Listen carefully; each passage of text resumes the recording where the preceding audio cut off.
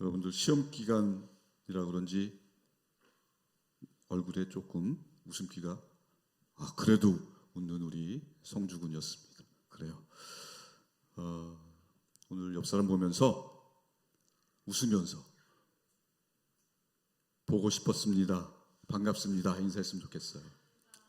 보고 싶었습니다. 반갑습니다. 정말 보고 싶었어요.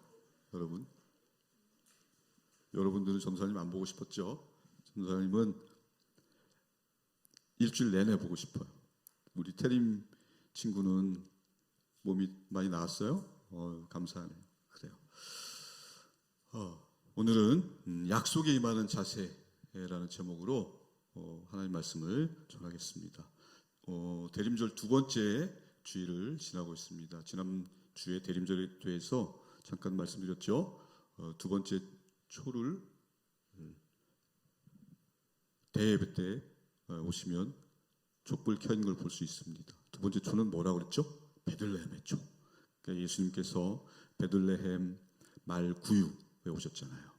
그래서 말 먹이통에 아기 예수로 오셨어요. 그래서 얼마나 겸손하게 오셨어요. 왕이시고 하나님이신데도. 그래서 이렇게 겸손한 낮은 자리로 오신 예수님을 환영하는 뜻으로 두 번째 초를 켜는데 의미는 뭐라고 그랬어요? 낮은 자리로 오신 평화. 그래서 두 번째 초는 평화를 상징합니다.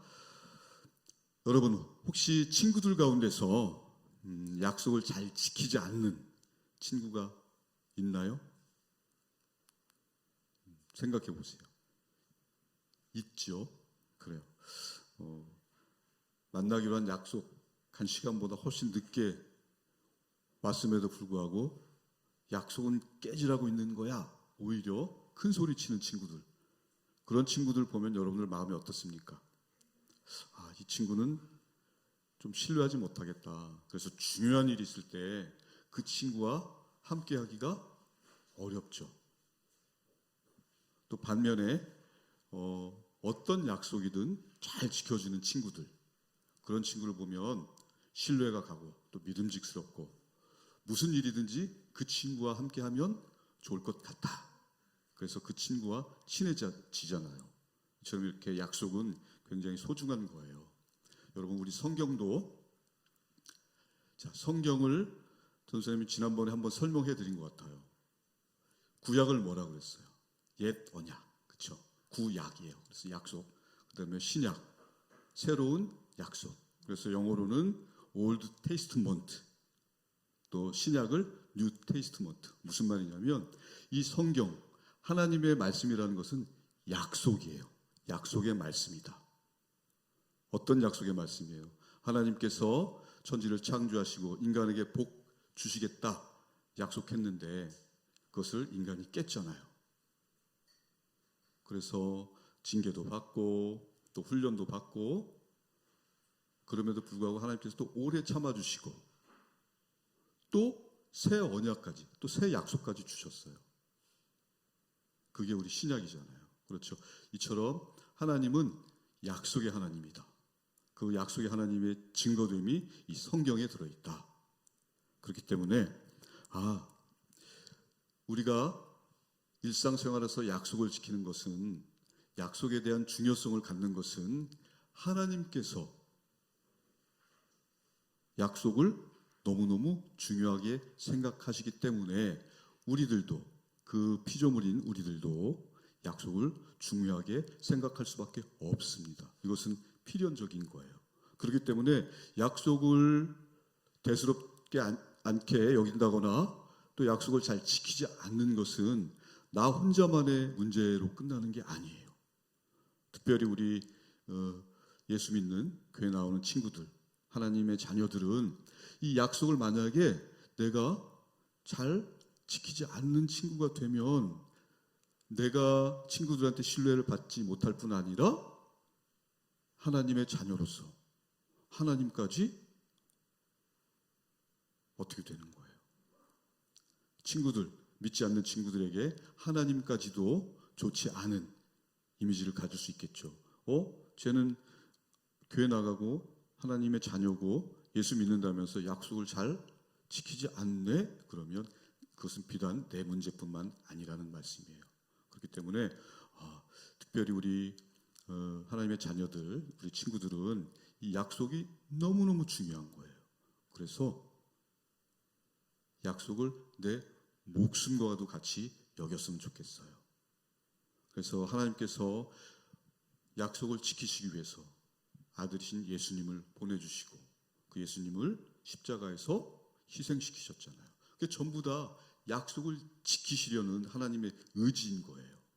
그렇기 때문에 이 약속과 우리 인간들, 또 특별히 우리 기독교인들, 예수 믿는 우리 입장에서는 약속에 목숨을 걸어야 된다, 이렇게 말씀을 드리는 것입니다. 오늘 본문에서도요, 하나님께서 마리아에게 찾아가셨잖아요. 마리아는 누구예요? 예수님의 육신의 어머니잖아요.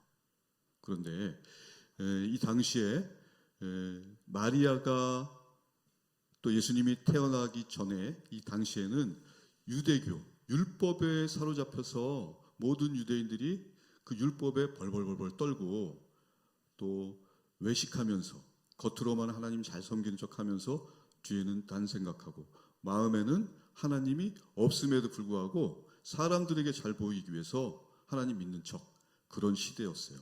그럼에도 불구하고 그런 가식적이고 위선적인 시대 가운데에도 진정한 하나님의 사람들이 있었는데 오늘 마리아가 그런 여자입니다. 무슨 말이냐면 그런 하나님의 약속을 끝까지 믿으면서 경건하게 언젠가 하나님께서 우리에게 메시아를 보내주실 거야, 그런 기대와 소망을 가지고 살았던 사람들이 많았는데 그 가운데 이 마리아가 들어있다. 왜냐하면 오늘 본문 읽어보면 어느 날 갑자기 천사가, 결혼도 안 한 처녀인 마리아에게 나타나서 너는 임신을 하게 될 것이다. 그것도 놀라운데 당신이 임신하는 그 사람이 하나님의 아들이다. 여러분들 이게 믿을 수 있을 것 같아요? 너무너무 놀랍죠. 아무리 하나님에 대한 믿음, 그 다음에 메시아에 대한 소망이 있어도 나에게 직접 그것이 천사가 나타나서 너를 통해서 메시아가 태어날 거야 하면 얼마나 놀라겠어요. 그런데 너무너무 담대한 것 같아요. 전도사님이 이 말씀을 묵상하면서 마리아는 여성이면서도 용기도 출중했고 너무 담대했고 그렇잖아요. 만약에 이 당시에 유대 사회에서는 혼인하지 않은, 결혼하지 않은 여자가 임신하면 어떻게 돼요? 돌로 쳐도 다른 사람들이 도와주지 않아요. 돌에 맞아 죽을 수도 있는 문제예요. 그런데 더군다나 그 자신이 잉태할 아들이 하나님의 아들이래. 그러니까 얼마나 거룩한 부담을 느끼겠어요. 그러니까 마리아는 굉장히 머리가 복잡해지고 굉장히 떨리고 두렵고 그런 마음이 있었을 거예요. 이때 대답을 잘해야 되잖아요. 전사님이 종종 성경을 보면서 연극이나 영화를 생각해요. 또 어떤 유명한 우리 신학자가 성경은 드라마다라는 책도 썼어요. 그래서 성경을 이야기 중심으로 전도사님도 많이 생각을 하게 되는데 여기에서 만약에 마리아가 저 그거 싫어요, 대사를 이렇게 쓰면은 예수님은 그렇죠. 베들레헴 마리아에게서 처녀에게서 잉태할 수 없었을 거예요. 하나님께서 굉장히 조마조마하셨을 것 같아요. 마리아 너 대답 잘해야 된다. 그런데 어떻게 됐어요? 하나님의 뜻대로. 왜? 성령께서 주장하셨기 때문에 그렇게 하겠습니다. 그러니까 천사가 와서 마리아 내가 아들을 잉태하게 될 것이고 그 아들은 하나님의 아들일 것이다, 아들이다 라고 했을 때 결혼도 안 했고 또 이미 약혼은 했지만 정작 중요한 그 약혼자 요셉에게 뭐라고 말하지? 이 사람이 나를 믿어주지 않으면 어떡할까? 당신과 결혼 약속을 했는데 임신을 했다. 그러면 다른 남자가 있었다고 생각하잖아요. 우리 인간은 그럴 수밖에 없잖아요. 그러니까 그런 걱정도 있었고 그래서 그런 걱정, 그 다음에 내가 감히 어떻게 하나님의 아들을 낳을 수 있단 말인가? 너무나 초현실적인 상황 가운데서 마리아가 네, 그렇게 하겠습니다. 순종하겠습니다. 라고 대답했어요. 전사님이 이게 순전히 마리아의 믿음도 있지만 하나님께서, 성령 하나님께서 마리아의 마음을 주장하셨기 때문이라고 믿어요. 여러분도 그렇게 생각하시나요? 왜냐하면 우리 인간 너무 연약하잖아요. 우리 인간의 생각으로는 도저히 그렇게 하겠습니다라고 대답할 수 없는 상황이에요. 그럼에도 불구하고 작은 믿음을 마리아가 네, 그렇게 하겠습니다 라는 고백을 통해서 하나님께서 예수님을 마리아를 통해서 보내시는 거예요. 그래서 하나님께서 약속을 실행하시기 위해서, 우리 인간들을 위해서 기필코 메시아를 보내야 되는데 사람을 통해서 보내셨잖아요. 그렇기 때문에 여러분들 굉장히 중요한 여기에 핵심 주제가 들어있어요. 하나님께서 하시고자 하면 어떤 사람이든지 사용할 수 있다. 나 아니어도, 그 누구라도. 그래서 여러분들이 싱어든 또 우리 학생부에서 오늘 임원 선출이 있잖아요. 임원이든 제가 하겠습니다.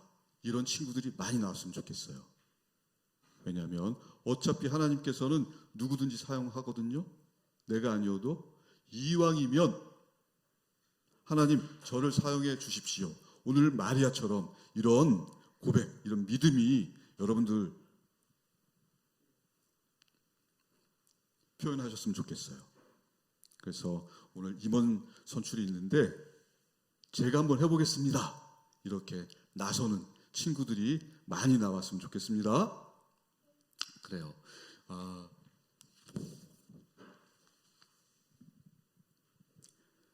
이런 하나님의 약속이라는 것은 결단코 취소되거나 뒤로 미루어지거나 우리의 사정에 의해서 바뀌지 않아요. 그렇기 때문에 그런 하나님의 약속을 믿어라. 내가 너희들에게 한 약속을 믿어라 하는 게 성경이에요. 그래서 내 아들 예수까지 너희들에게 보내주지 않았니? 그러나 우리의 믿음은 어떻습니까? 내 상황, 내 마음에 따라서, 내 믿음의 분량에 따라서 어쩔 때는 하나님 맞습니다, 하나님 감사합니다 하지만 내 상황이나 내 환경이 내 마음대로, 내 뜻대로 되지 않을 때는 하나님 그건 좀 아닌 것 같은데요. 이런 경우 있죠. 우리들은 그래요. 그럼에도 불구하고 하나님께서 오래 참아주시고 또 반드시 약속을 지켜주시는 하나님이라는 말씀을 붙잡고 여러분 한 주간도 살아가시길 바랍니다. 그래서 약속 가운데서 오시는 하나님, 하나님께서 약속을 이 정도로 이만큼 중요하게 생각하시고 내 목숨보다 더 소중한 아들을 보내면서까지도 약속을 지키신 하나님인데 그 자녀된 우리는 약속을 어떻게 생각해야 될까요? 서두에도 말씀드렸지만 약속에 목숨 거는 우리 신길동교회 친구들 되셨으면 좋겠어요. 그래서 그 약속의 하나님 붙잡고 한 주간도 승리하는 여러분이 되시기를 예수님의 이름으로 축복합니다. 아멘. 기도하겠습니다. 하나님 아버지, 은혜를 감사합니다. 약속을 지키시기 위해서 하나뿐인 아들을 이 땅에 보내주시고 또 우리 모두를 살리신 사랑에 감사합니다. 예수님을 믿음으로 살아가는 저희들을 세상은 곱지 않은 시선으로 바라봅니다. 그러나 약속을 받은 자녀답게 늘 당당하게 자신감 있게 저희들 살아갈 수 있도록 저희를 도와주십시오. 우리 학생들과 선생님들의 삶의 자리 가운데에서 늘 하나님의 약속을 생각하며 승리할 수 있도록 주님 역사하여 주옵소서. 감사합니다. 사랑합니다. 예수님의 이름으로 기도드립니다. 아멘.